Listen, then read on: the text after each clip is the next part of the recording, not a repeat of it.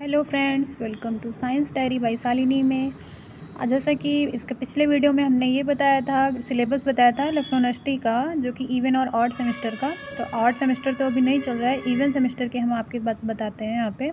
तो जूलॉजी का सिलेबस है फोर्थ सेमेस्टर का, और इसमें यूनिट वाइज है। इसमें जैसे कि यूनिट 1, 2, 3 एंड 4, टोटल 4 यूनिट्स आती हैं, और ये 75 मार्क्स का होता है और 25 मार्क्स का इंटरनल एग्ज़ाम होता है। तो अगर इसके सिलेबस की बात करें, जो कि बीएससी 4 सेमेस्टर में पढ़ना पड़ेगा, major infections and communicable disease सारी पढ़नी है। जैसे कि कुछ एग्जाम्पल्स दे रखे हैं जिनके बारे में स्पेशली पढ़ना ही है, एग्ज़ाम के लिए प्रिपेयर करना रहेगा। तो एम्बियोसिस है, मलेरिया है, filaria, tuberculosis, cholera and AIDS के बारे में जानना है, और किन वेक्टर से फैलता है वो भी हम जानेंगे, और पैथोजेंस क्या हैं और उनके इन रोगों से बचने की प्रिवेंशंस क्या हैं, ये सब चीज़ें जानेंगे।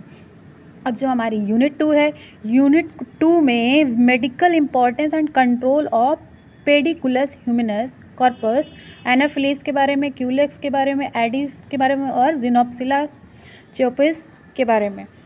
ये इनकी मेडिकल इम्पॉर्टेंस क्या है, कैसे कंट्रोल होता है, कैसे करना, ये सब चीज़ें इसमें जानेंगे। और पेस्ट ऑफ शुगर केन, जैसे कि पायरेला परप्यूसिला एंड राइस का जो है साइंटिफिक नेम लिखा हुआ है सितोफिलस और एजी। ठीक है, तो इन इंसेक्ट्स के बारे में भी पढ़ना है जो कि फसल्स को ख़राब करते हैं। और यूनिट 3 में पढ़ना है, सारे कल्चर्स आ जाते हैं। लैग कल्चर हो गया, सेरीकल्चर हो गया, एपीकल्चर हो गया। तो लैग कल्चर में पढ़ेंगे हम different kinds of lag producing insects, host plants पढ़ेंगे, लाइफ साइकिल पढ़ेंगे उनकी, और उनकी डिसीज़ के बारे में पढ़ेंगे जो कि लैग इंसेक्ट्स होते हैं। सेरीकल्चर में क्या पढ़ेंगे, different kinds of silk producing insect, host plant of silk insect and rearing and disease of silk warm.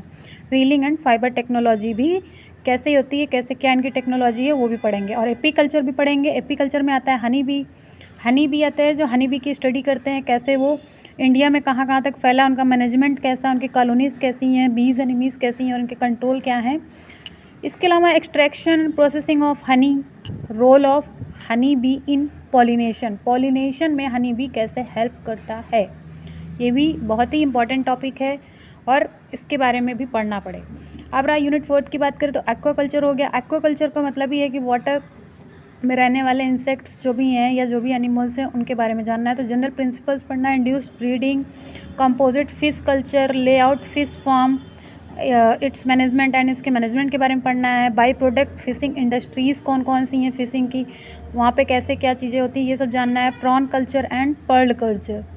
ठीक है, अब आया पोल्ट्री के बारे में। पोल्ट्री में अधिकतर जो भी है प्रिंसिपल्स ऑफ पोल्ट्री, ब्रीडिंग कैसे, ब्रीडिंग फॉर्मेशन कैसे होता है, स्टॉक्स कैसे रखा जाता है, ब्रॉयलर्स कैसे, प्रोसेसिंग कैसी होती है उसमें, प्रिजर्वेशन ऑफ एग्स।